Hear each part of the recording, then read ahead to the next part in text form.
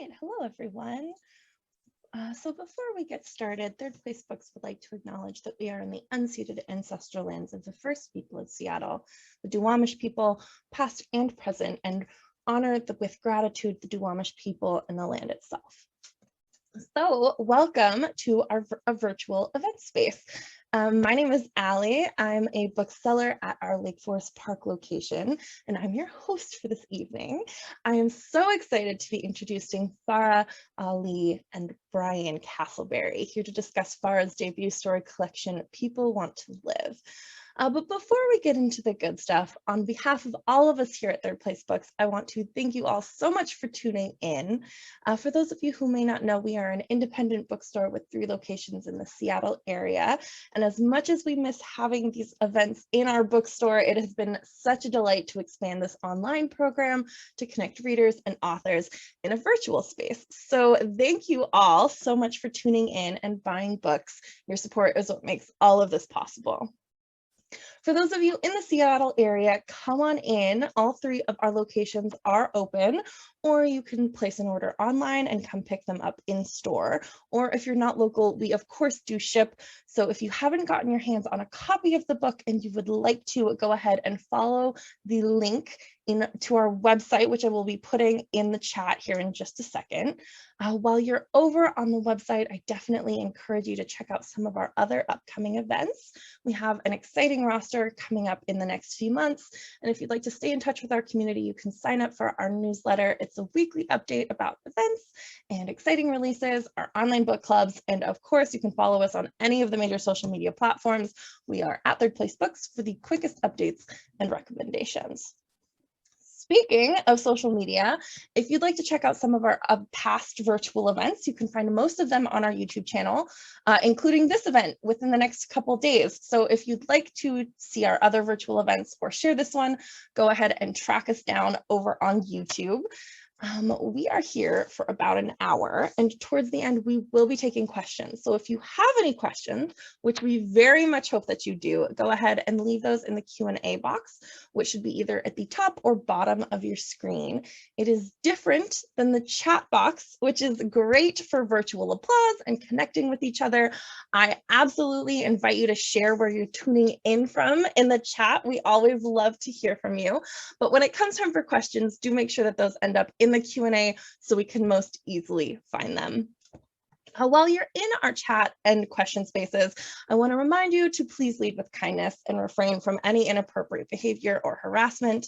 For anyone interested, there are auto-generated closed captions available from the menu at the top or bottom of your screen. Select the live transcript button to enable or disable them. And finally, should any technical issues arise, we will work as quickly as we can to resolve them, and we appreciate your patience and understanding. All right, so now is the time for us all to settle in, because without further ado, I am so thrilled to introduce Farah Ali, who won the 2020 Pushcart Prize, as well as received special mention in the 2018 Pushcart Anthology. Her stories have appeared in Shenandoah, the Southern Review, Kenyon Review Online, Copper Nickel, the Colorado Review, and many other places. Her first collection, People Want to Live, is set primarily in Pakistan and follows people living on the brink of abandonment in their personal relationships and their place in the world. Joining us in conversation this evening, I am so pleased to welcome Brian Castleberry, whose debut novel, Nine Shiny Objects, was a New York Times Editor's Choice and an Indie Next selection, and was longlisted for the Penn Faulkner Award. His shorter work has been published in Narrative, Day One, the Southern Review, and elsewhere, and he is director of the creative writing program at the College of William and Mary. So thank you both so very much for being here. I am so excited to listen in on this conversation. If you need anything, of course, give me a shout. I will be listening. And the same, of course, goes for all of you in the audience. I will be in chat. And with that, I'm going to pass the stage to our authors. So welcome, both of you. Thank you, Ali. Hi. Oh, thanks so much, Ali. Farah, it's so good to see you again. Yeah, same, Brian. Yeah, we met about a week ago when you were on the physical leg of your tour on the East Coast, where I am. And it's so exciting to have the chance to help introduce your book to readers. People Want to Live is one of the best collections out this year. It's one of my favorite books that I've read this year. So kind. I just love it for so many reasons that we're going to get into soon. I want to thank Third Place Books for having us, and McSweeney's for helping set this event up. Yeah, I guess, Farah, I know you wanted to read from one of the stories to get us started, right? Yeah, I thought it'll just to give an idea sort of what is here. Okay, so I'll read from a story called An Act of Charity. After an hour in the tunnel, Shahid's legs started to cramp. He had been in a crouch the whole time, worried about getting his pants dirty by sitting on the layer of rubbish there. He reached out a hand slowly, and even more slowly, he brought his fingers down. He was afraid of feeling something damp, something soft, but it was dryness that he touched. Paper or leaves, maybe. He shifted until his body was above his hand and lowered himself onto whatever it was that was not rotting wetly. He straightened his legs and, in the relief of the blood flowing, he sucked in his breath, and the smell of dirty water from the open sewer made him choke. A breeze started to blow into the tunnel, and he took off his shoes and socks and wiggled his toes in the air. A few more minutes went by, and then, overcome with tiredness, lulled by the breeze, he lay down completely, his head on his shoes. It was a little after midnight. From the road outside, the sound of the traffic had gone away. Only the odd car whisper rushed, or a truck sped by noisily. It was peaceful. He closed his eyes and slept. When he awoke, the day had begun. He crawled out of the tunnel, went home, showered, and went to work. A few weeks after this, he went with Mira to a party. The two of them had gotten engaged 6 months ago, when everything in Shahid's world seemed to be happening on schedule, when he could explain the restlessness inside him as just extra unchallenged energy. So he had taken up running, then a new language, then the possibility of a different job. Mira sometimes laughed and said, as long as he didn't take up an expensive hobby, he could do whatever he liked. They had become best friends in college, and their engagement had been inevitable. She laughed at something he said as they walked up to their friend's house. He had not told her about the tunnel. The party was their friends Rafi and Sarah's one-year wedding anniversary celebration. By the time Shahid and Mira arrived, dinner had been laid out. The guests were allowed to respond to their respective hungers and go to the main dining area as they pleased. For almost 2 hours, the serving dishes were refilled as needed by the staff. In this crowd of people who had graduated only a few years ago, in these rooms full of comfortable pieces of furniture, under the flood of words from friends and acquaintances, everyone's faces lit up by soft yellow lights, Shahid felt warm and happy and calmer than he had in a while. He felt connected to all of those people's dreams and hopes and ambitions. He felt concerned when they brought up their parents' health and when they discussed work performances and the anxiety of being bypassed at their companies for fast-track lists to bigger roles. He was full of wordless admiration for Hina when she told him about her father's cancer treatments. He remembered, from what Mira had told him, that she worked almost around the clock and had 2 children, and now her husband was a successful person in the banking world. He was full of praise for his friend Anissa, who, after just 1 year as a trainee in a marketing department somewhere, had made a right turn into the art world. He remembered she had always painted large canvases of autumn trees with leaves covering the ground. For a while now, she had been painting whirling dervishes. Have you been to Turkey? Shahid had stupidly asked her last year at someone's wedding, after Anissa had shown him a photo on her phone of her recently finished work. No, she'd replied. These images come to me in a dream. She showed him new photos at the anniversary party now. Shahid did not understand them. They seemed to him more like streaks of colors in a suggestion of figures and less like actual figures. He put his incomprehension down to a lack of understanding about art in general. He wasn't even irritated by the things a friend Ahmed said to him and to Mira.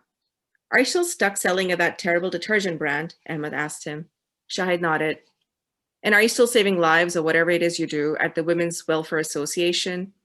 Mira said, it's great, so eye-opening, you know. Shahid was proud of Mira for choosing to do the kind of tough work that her job asked for. Right here in these rooms were the very embodiments of reasons to want to live. Art, love, procreation. I'll stop here. Thank you for listening. Yeah, that was great. I'm Thanks. glad you ended like right where you did, that line right here in these rooms are the very embodiments of reasons to want to live. Because one of the first things I was going to ask you about is not just the title of the collection, but kind of what it means to these stories. There's such a diverse array of stories and characters in the collection at different class levels, different situations. They all seem to be at moments of really important transition. Something big is kind of happening in their lives, however they measure that. What is it about that very simple phrase of people want to live that helps explain these stories or connect them for a reader? What do you think you're after there? I think when I started writing them, or even when I write now in general, I'm always keen to understand what it is that makes us not want to give up. It's uphill living generally, even if there's good days or bad days. And it's not about being a pessimist or a realist, as I like to call myself. But it's just a general idea that things go wrong so often, unexpectedly sometimes, in big ways and even in small ways. And the small ways sometimes have a longer effect, maybe because it takes so long to accumulate the tiny, tiny fractures, little ruptures, until finally the effect is so big that it shows up in a relationship, or like in this case, he went into a tunnel. He just left his work one afternoon and went away somewhere not typical, obviously. So I like to see what, despite all the reasons to say, okay, just stop now. What are you continuing for? But mostly people do want to continue, you know. Is it because they want to, is it because they're optimistic, or is it because they're oblivious to disaster in general, or oblivious to their endings, you know? Yeah. I just want to see what's wrong with these people. Why do they want to live? But they actually do. Some of them face really, really heavy situations. The very first story that you lead off with begins with the loss of a child, and the parents afterwards find ways to continue. And it seems like, to me, when I first picked up the book and was reading it, it seemed to me a really gutsy move to start with something that that is going to kind of overwhelm the reader at first, emotionally. But it's not necessarily, it doesn't end up creating a kind of downer experience. My experience of these stories is often, I come away from them feeling a greater sense of dignity and kind of humanity. And I thought that was one of the things that tie a lot of these stories together all the way through. One of the ways the book is described on the inner flap, one of the very first phrases that's used by McSweeney's, they say, set in Pakistan, the award-winning stories and people want to live follow people on the brink of abandonment. And I kind of, I was thinking about that too, as like exactly why it is you wanted to find these characters in places of being on the brink of some kind of abandonment, and what led you there. And I guess you're already kind of halfway there with your explanation of wanting to know why and how they continue. But did you find as you were writing, did you kind of purposefully set out to think, well, how do I get them right up to the edge of, you know, how bad can this moment get, and then still continue on and kind of find their dignity through it? Yeah, question. I think, no, I'll try to, it's such a good question though. And I think it speaks to kind of the approach I take when I'm writing, which is I start with the person. Generally, I have a vague idea of what is happening in their lives, what situation they're in, but I do like to see, as I'm writing about them, I feel I discover them more, and I discover the people around them more. And in the course of many revisions and drafts, I do discover, and it's funny saying the word discover as if they have pre-existed and I'm, you know, doing like a sketch of them on a page or something, but that's sometimes what I feel like. And as I write about them, I find out, oh, this is what they would be like in this certain situation. And the situations unfold in a way that at the same time, they don't completely leave them bleak and bereft of hope, but they have to work really hard at holding on to whatever hope or positivity that they find. But they don't do it in a very obvious way, like, oh, here's something that I'm going to acknowledge as positive. And they don't maybe even acknowledge that life sucks. They just take their conditions as pre-existing conditions. You know, if they don't have money, then that's what's always been for them. If they don't have love, that's always been for them, like that. And they just take that and they work within those realms. And yeah, so when I was writing, I wasn't thinking I do sometimes want to push them, see how far they can go and what is their breaking point. And I think maybe in that writing, I find out that I'm surprised that they want to continue with making plans for the future. Always, there's always making plans for the future for these people. And I think a lot of the way the characters came out was because of growing up in a place where, I mean, all places have all sorts of people. The Karachi has so many people. And I think I grew up just taking it all in, a lot of years of just observing people near and far, across different social classes, or people in school, or people around my parents or family or whoever, and just observing how they react and behave to obstacles and problems, and how they just continue. No one just generally says, all right, I'm not finding work, so I'm just gonna sit now. Or didn't have a good marriage, so I'm just gonna give up now. And I don't know, it just was a way to see where the people end up. Yeah.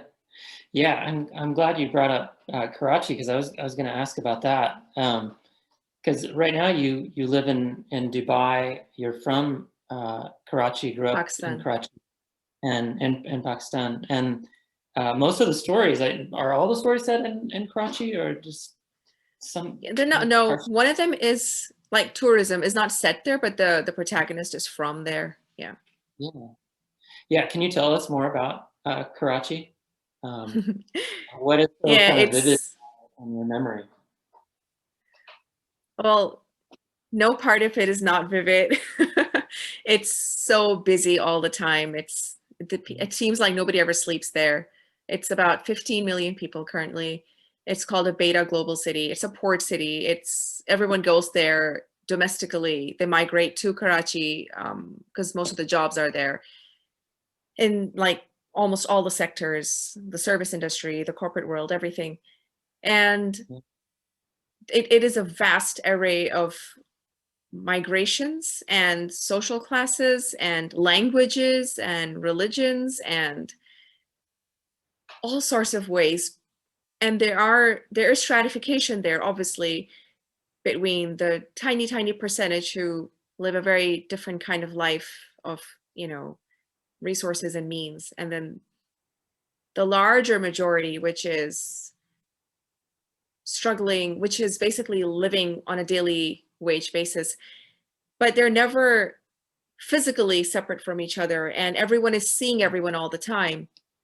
There's places where you have, mansions with, I don't know, really high walls with barbed wire on the top, and right, like a lane away could be like a small slum area, and the people from that area go to work in the big fancy homes. Generally, there are drivers, there are cooks, there are whatever. And so everyone is aware of everyone's stories. People do, if you're working in someone's house, you know what's going on there, the dynamics. And the one who goes to work also, generally they love sharing what's up with them, financial hardships or whatever. So that's one thing. And I went to school there in Karachi. That was a place I first looked for work.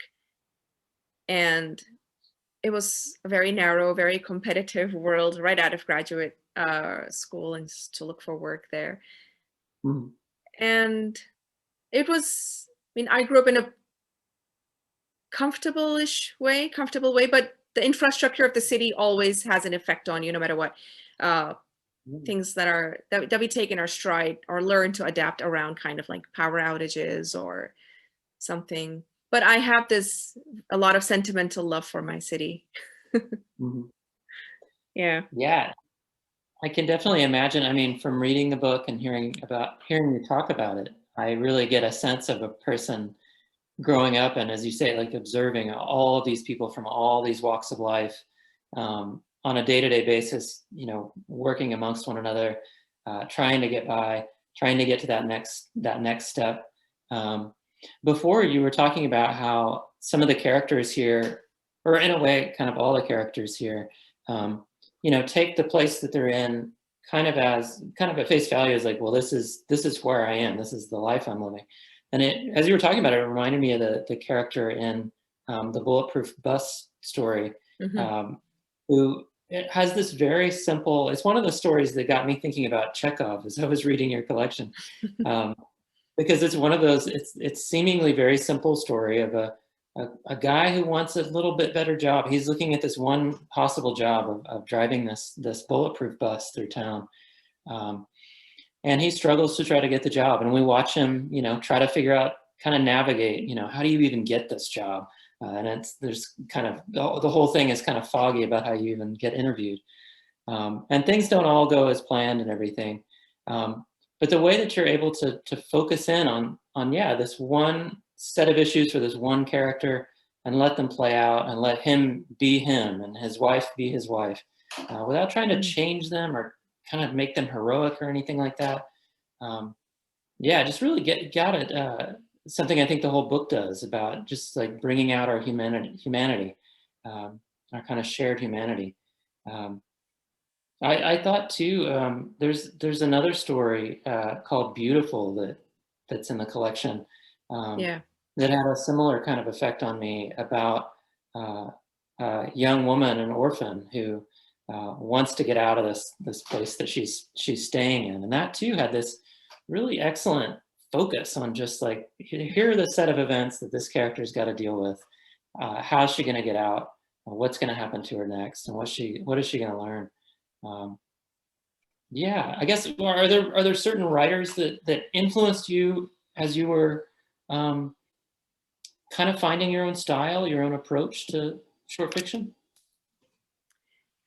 Yeah, I think when I started reading short fiction with a focus to seeing what makes the stories that work, what makes them work, I read Grace Paley a lot in the beginning, and I hadn't read her before I'd started writing my own fiction, and I think she definitely had an effect. Grace Paley and Alice Munro. And Paley does this thing about, I think she really had a sharp, pointy approach to characters. She would just go in and just probe into their brains and see the dialogues they speak, or even how they move. And all of those were so indicative of, they would tell you a lot about this person, and whatever their yearnings are. So I think that really got to me. I loved that super minute approach to characterization. And I mean, characterization sounds like a cold, writerly word, but just to see what this person, what does this person want, you know? And in the stories you mentioned, it's interesting because I didn't see that they were connected that way, but they both really want a good relationship with the other, with whomever the other person is, you know, he with his wife, and he's whatever job he bumbles to find, it's for her sake and to be a good person. And in the story called Beautiful, where she's an orphan, she is always after love, or steadiness in love in a different way.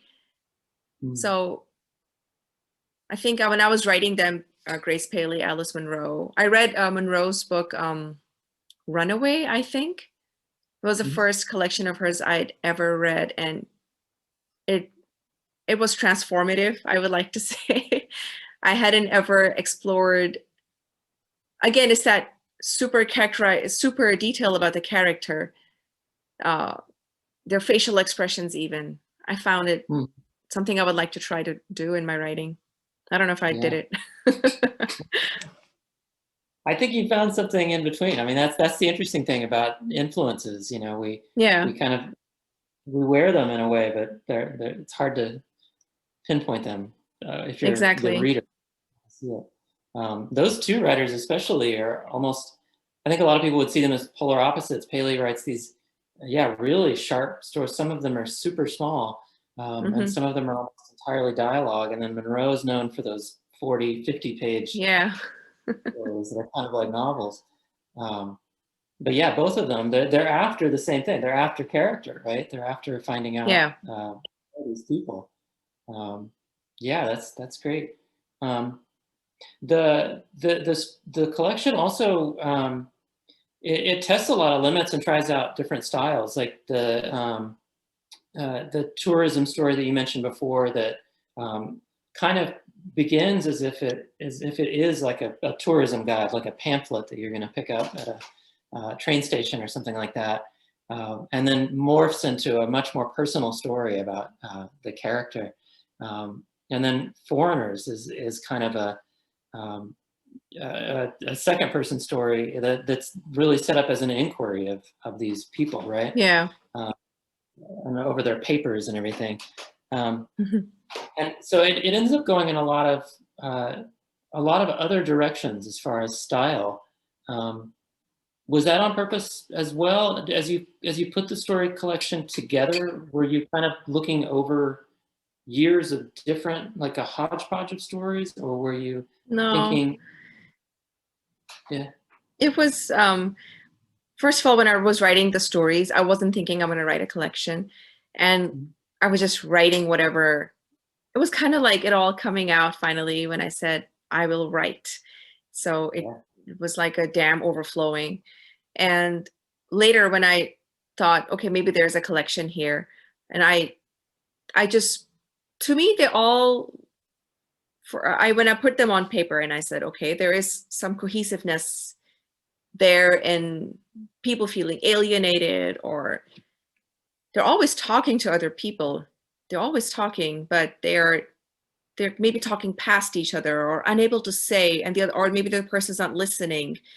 And it's all about wanting something, but there's this, it's like a near miss of communication. So that's what I thought connected the stories together. It's style-wise, no, when I wrote those two, the two that you mentioned, Tourism and Foreigners, they just came out for different reasons in that voice, because it just made more sense. In Tourism, it started off as a very third-person story, I remember. And the more I wrote about the protagonist, it seemed like I wanted him to feel and to look isolated more and more, like he's stuck in his head. And the idea of a voice speaking to him and getting more intrusive and twisty, hopefully, made more sense to me. And in Foreigners was a more straightforward experience. It was the idea of an overbearing or a seemingly all-knowing visa officer, because when I go to apply for visas, it seems like they know everything. There's nothing not to know. I mean, nothing to hide or keep from them, but still there's that feeling of them knowing everything or thinking they know everything, and you cannot say a word because you want something very definite, a visa to travel. You're just this innocent person on the other side of a screen, and they have all the power and you have none of the power. It came from that. So, yeah. Yeah. And that you've experienced that a few times, having to go through that kind of bureaucratic. Yeah.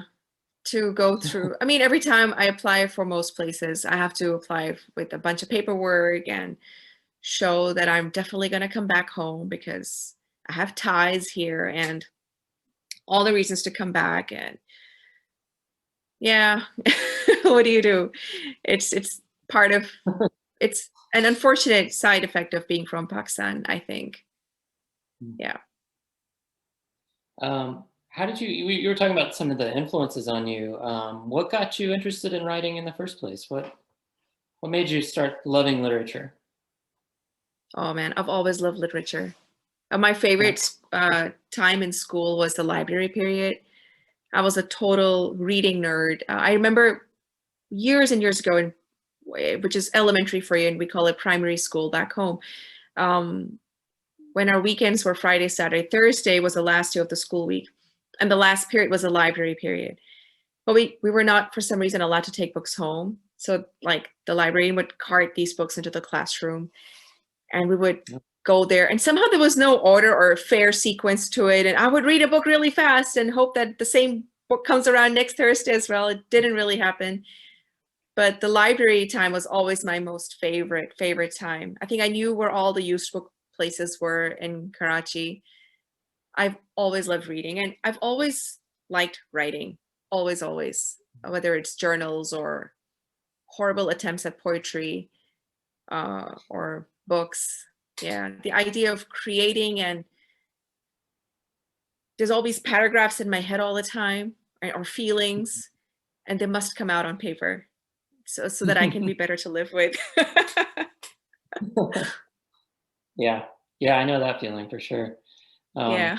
I often complain if I'm at some stage when I'm not writing, or if I'm too busy to get some writing done or something, it starts to drive me up the wall, because I complain about not having the voices in my head.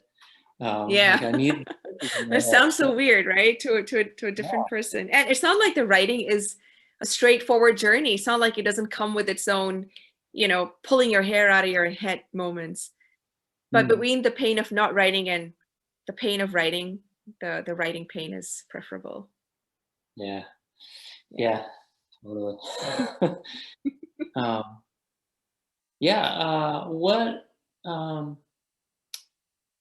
What are you working on now? I know you were working on a novel.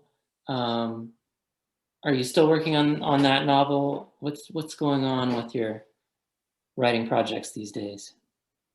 Yeah, so I finished, I think I finished this novel, a very short novel.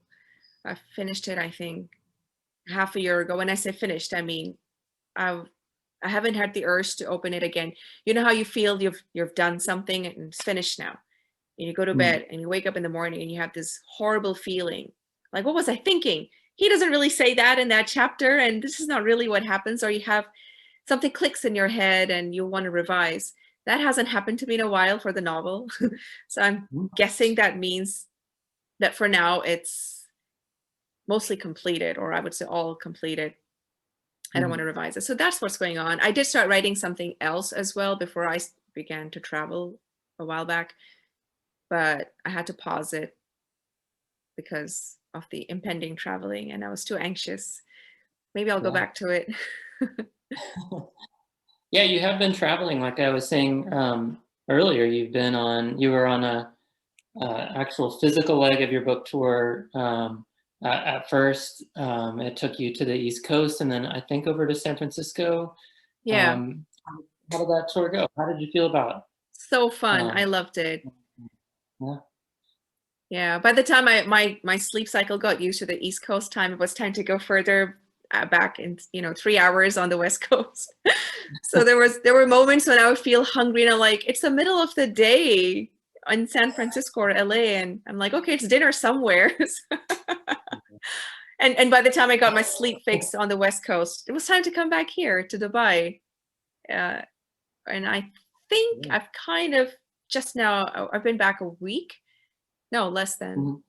And maybe I'm starting to kind of settle back into the time zones.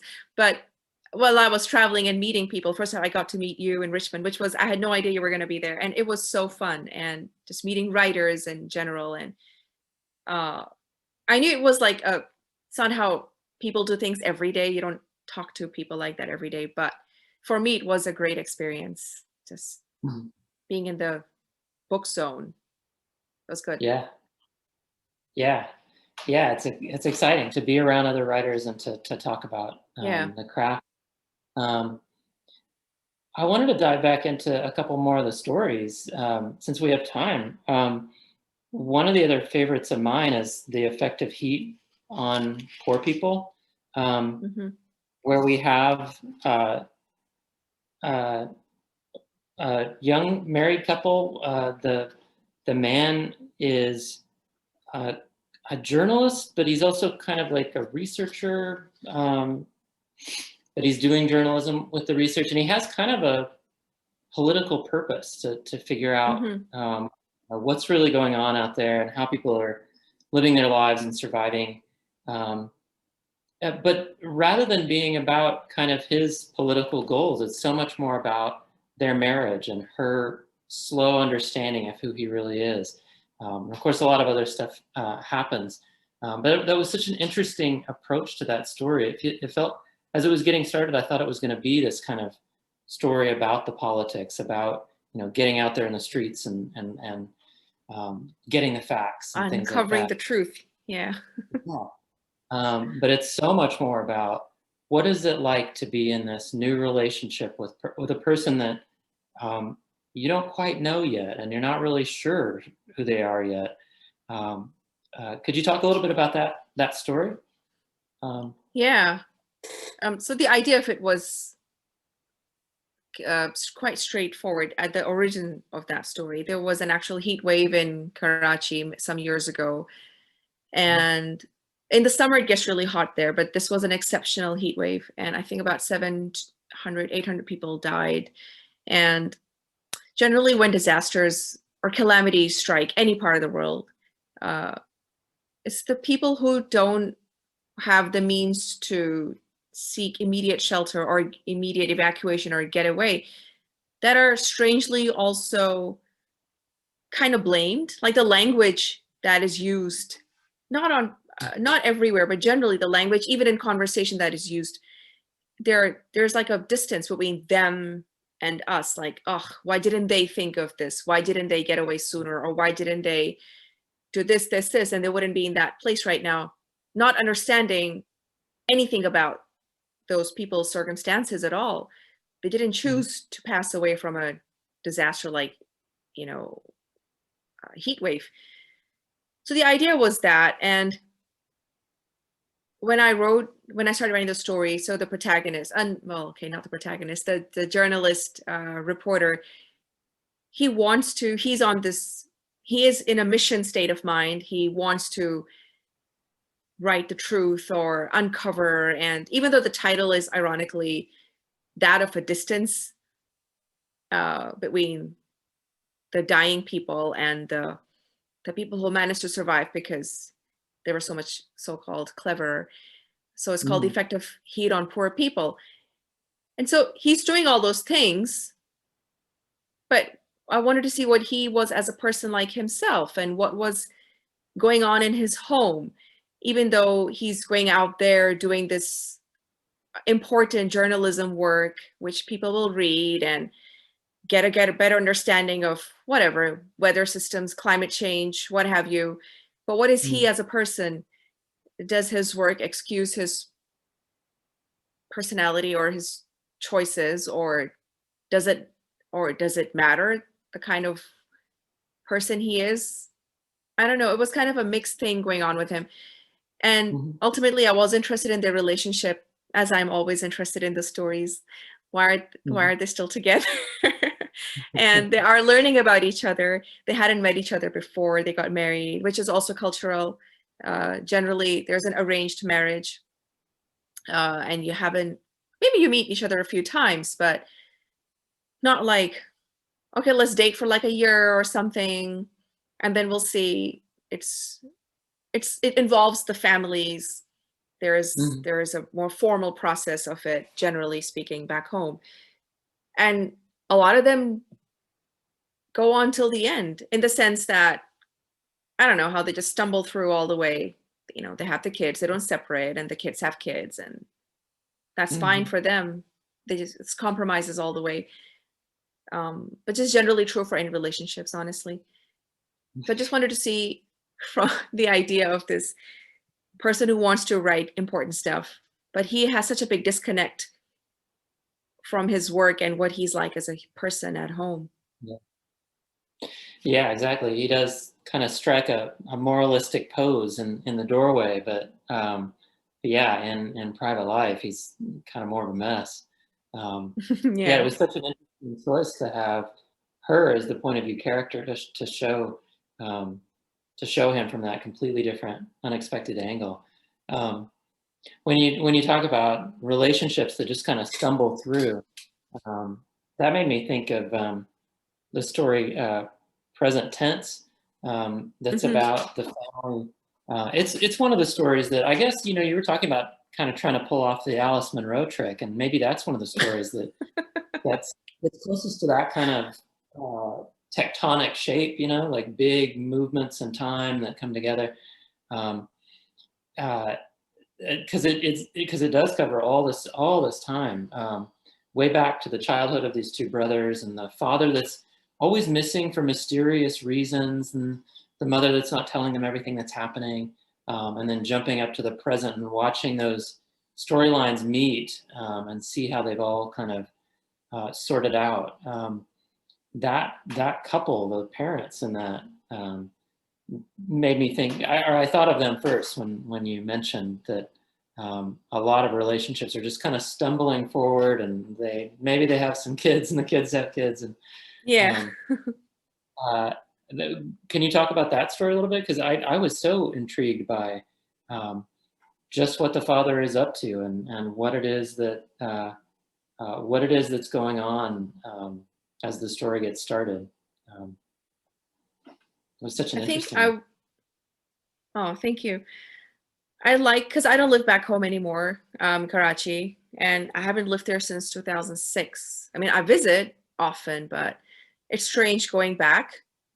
It's never a vacation. It's always entering this portal, going through this portal of pasts, and even though people who've been living there are not stuck in the past in their head like I am, like, oh, look, that's where I interned. They're like, yeah, it's a different building now. And things like that. And so for me, the idea of, I wanted to see what it's like for a person who's all grown up now and who grew up knowing extremely very little, as kids do. They don't know. They're not told so much, which is good, and it's also bad because they have to figure out and piece clues together, and it can have such an effect on their psyche, which is what happened to the narrator in the story, Present Tense. And the parents do what the parents do, and he doesn't have a say in it. He just has to deal with the fallout from whatever it is: stay together, go apart, go missing, come back again, and pretend like nothing ever happened. And he's an adult now in some sections of the story, and he's still dealing with it, which is also always interesting to me, that even when we're all grown up, no matter what age grown up, we're never completely over whatever it was that was in our childhood. It's the most psychology 101 kind of stuff. It all goes back to the childhood. Yeah, it's so true. I mean, you were talking before about, I mean, I guess that's another important thing about that story, is that it's about homecoming. I mean, it's our main character goes back, and the brother considers coming back and visiting at the same time, and in the end decides not to. And but earlier when you were talking about the times you go back to Karachi, it really is like our childhoods are loaded up with this like magical stuff, but also all this traumatic stuff. And even if it's these tiny little traumas that shouldn't, as adults, we can look at them and think, well, that shouldn't bother me. Still, it's still, we still carry that stuff. All the time. Yeah. And I think when I was reading your book, and your book has that effect of the characters being linked, and I think their storylines have this domino effect on, it's like a ripple effect on the people in the future. And you know, they're not maybe in the same, they haven't grown up in the same geographical space as each other in your book, Nine Shiny Objects, but their choices, their behaviors have that effect that carries on, and that's astonishing and so true. Who knows what the starting point of a trauma is, right? Yeah. Well, thank you so much.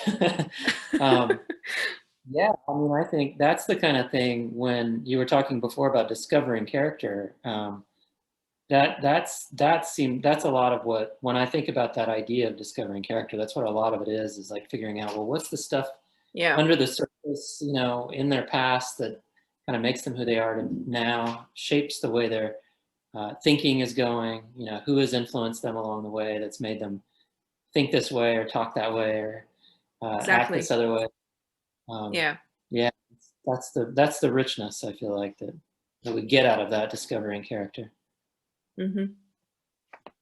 And yeah, I guess, I guess that's what when I was thinking about the way you were describing Karachi earlier. That's kind of the thinking I was having for this character is that that they're wrestling with that past self in the story. Yeah, all the time. Well, yeah. Well, let's see. I had a bunch of other stories that I wanted to get down to. But instead, Happy to talk about them. I want people to read the book, and I don't want to give all the stories away and tell them everything that's in it ahead of time. But I do want them to read it. Every single story is so essential. It's really great writing. Well, it's kind of you to say that. But I thought I would ask, what have you been reading lately? A wild bunch of things. I recently finished this fantastic book called When We Cease to Understand the World. It's a translation from the Spanish written by Benjamin Labatut. And it's this phenomenal array of, real life mathematicians and scientists and their partly fictionalized accounts of their lives. And the writer did a phenomenal job of blurring that line. And it was this intense book. And I also read this book called Tokyo Ueno Station. It's by Yu Miri, also translation from the Japanese, which is essentially about a ghost in a park, and he's homeless. I mean, as a ghost, he's a ghost, but he was homeless. And the book is about, it's a very thin book, but it's all about what had happened to him and why did he end up the way he is. That, and right now I'm reading, I've got several books open. I'm reading Virginia Woolf's The Waves and Knausgaard's My Struggle, the first book. And yeah, there's always poetry that I'm reading simultaneously. Do you read a lot of poetry while you write fiction, or do you just read it for fun? Or yeah, I read it because some poets just, I feel their work a lot more. Like I always love reading Kaveh Akbar's book. He's got a second one now, Pilgrim Bell. And there's another poet, this fantastic Lebanese poet, Zaina Hashimbek. So her book, Sylvia Plath, and the Palestinian poet Mahmoud Darwish. So those are always on my table, those 4 poets. And the rest are whatever I can manage to find. But I read poetry not in order to understand fiction. I just read poetry because it's just so wild and intense and different sometimes. Yeah. I've met a lot of writers that as they're working on a fiction project, like they won't read any fiction, but they will read poetry or they will read nonfiction or something like that. So I wasn't sure if that was the thing. I don't have any discipline in what I'm reading. There's no TBR pile anymore. It's just like a project of reading. I don't know what to say. I don't think I'll ever catch up to the books I want to read. Yeah. Oh yeah. I've just recently come to realize that I will never catch up. That there will always be more books that I need to get to. Yes. Always. I just a biography of Walter Cronkite in a free library and had to stop everything so I could start reading that. I had no plans of reading such a thing. That's what happens. Yeah. So what can you tell us anything about the novel? You were talking before about feeling like it's finished. If you had to give like a pitch of it or tell us like a tidbit of what to expect, what would you tell us? It's about, I wanted to on purpose to write a short novel, because though I read all lengths of fiction, but to me, the story had to come out in a fast way. And it is about lack, again, it's about the lack of water. And but that's kind of like a condition that the small family in the book that have existed with, but more about what has that meant for them as relationships go. How has that changed or altered their behavior, their psyches with each other?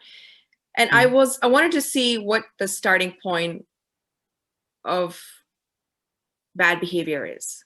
By bad behavior, I mean, people who could be nicer to each other, simply speaking. What made this person like that? Not to excuse them, but just to understand what's the circumstance contributing to how they ended up, and what happened before that, and what happened before that. So as you can tell from my description, I wanted to write, my intention was to write one person, but there were so many voices. They all wanted to have a say on the page. They all wanted their pasts mentioned. So because how are people coming together in relationships? They all come from their own baggage. Sometimes not of their making, a lot of times not of their own making. And yeah, so it's about that, just living with a bunch of lack, but still keeping on mutating into relationships and keeping on living as different people. Yeah.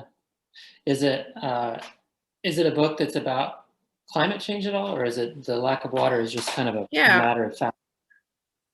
Again, so the ideas generally come from a story from back home or from around the world. There are years when we hear at the same time about floods and about bushfires or forest fires, and it's so devastating reading about those things.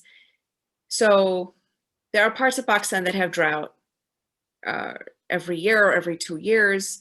And then I remember reading a couple years ago this article where a mother was interviewed, and she said to the interviewer that when her son, they're from a very poor part of the country and they were undergoing drought, and she said to her son that when he says, "I'm hungry," she says, "just go to sleep." It's such a simple sentence, and it's not even a solution, but it rends the heart just reading about it. And so that was those, and just reading constantly about things like that. And also back home, water accessibility is an issue, even in urban areas. There's a lot of political angles involved there. So it's not simple and straightforward that it's climate change. It's also who's got a vested interest in providing water to which people, etc. But what I wanted to see was how those forces would end up making people behave. Yeah. How would a mother end up being, or how would her son end up being as a result of the parent his mother was? Yeah.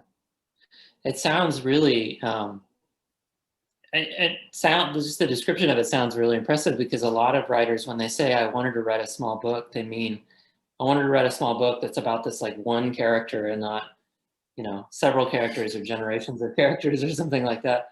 I tried. Yeah, it's often that's their way of saying, I'm going to force myself to write about this one thing and not a dozen or more. Yeah. Yeah, that sounds awesome. I'm looking forward to it. Oh, thank you. I guess you're in. Maybe one thing to touch on, since you're in Dubai now and you're from Karachi, you're often writing about Karachi.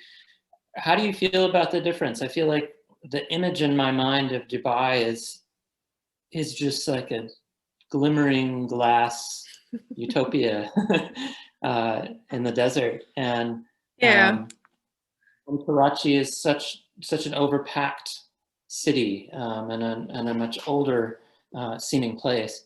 How do you feel about these two places that you've called home? Yeah, Dubai is a glimmering glass of all that. That's the majority of it. That's the media image for sure. And like when I entered the airport, every time you enter the airport, there's all these, the airport's so beautiful in a steel and glass and shiny way. There's all these ads about the beach will come to you, and the so-and-so will come to you. You have to do very little. And I know they target a specific bunch of investors or people who want to think about moving here. You know, a lot of Americans, a lot of Europeans say, or South Africans, anyone, they do enjoy living here a lot. It is a much easier life for them here than back home. People who would never think about getting like a full-time nanny, they do that. It's the first thing they do, you know, like one per kid, for example. So if they live a very different life from they would live back in the States or London or wherever they've come from. So that's Dubai. It does separate the reality of hardship from people a lot. You won't find beggars in the street, though different social strata do exist, but they're not really there visually so much. You have to go seek them, or you have to know where to find them. It sounds really intriguing.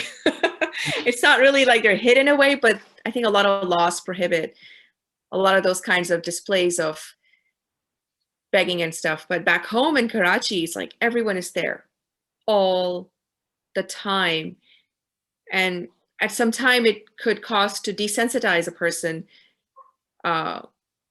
or there's never any shortage in Karachi also to contribute. You can never say, oh, well, I couldn't do anything, or I'm so comfortable, but my hands are tied. No, so back home, involvement is just up to you.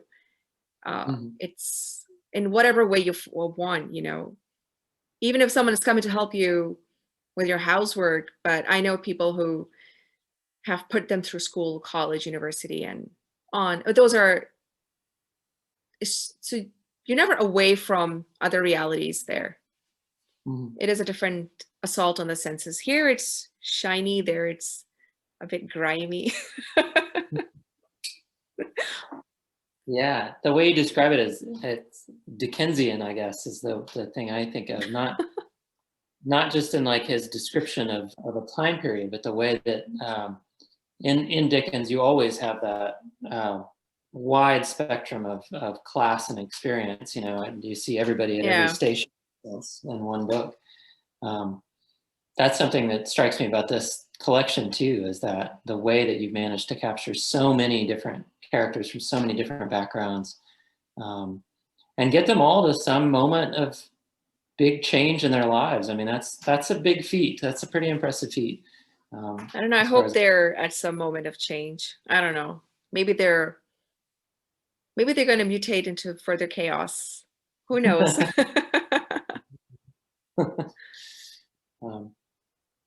Oh, Holly's back.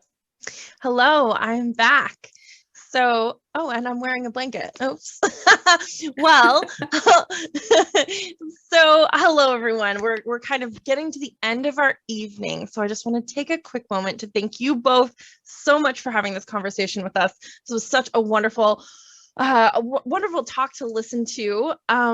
To our audience members, of course, thank you so much for tuning in. We are always so happy to have you here. If you would like to get your hands on copies of any of the books that we mentioned tonight, although I didn't catch all of the ones, Farah, that you mentioned, I failed, but I tried. Go ahead and I think I just said a lot. Right? It comes at you fast. But I through the here, let me just let's just relink this real quick so it's easiest to find. There we go. People Want to Live is the last link in chat now. So if you'd like to check that out, go ahead and follow that link. Let us know, of course, what you thought of this event, either in person or online. We love to hear from you. And Brian and Farah, one more huge thank you for joining us. This has been such a pleasure. Do you have any last words that you'd like to share before we say goodnight? Just a big thank you for Third Place Books. And I hope one day to come and see you guys in person. This was so great. So. It was absolutely my pleasure. And then thank you, Brian. The questions were so fun to talk about. Oh, thanks. All right. So I think at this point, shall we let the awkward waving commence? Yeah. All righty. Yeah. Good night, Okay, everyone. thank you. Bye. night. Take Thank care. you. Good night.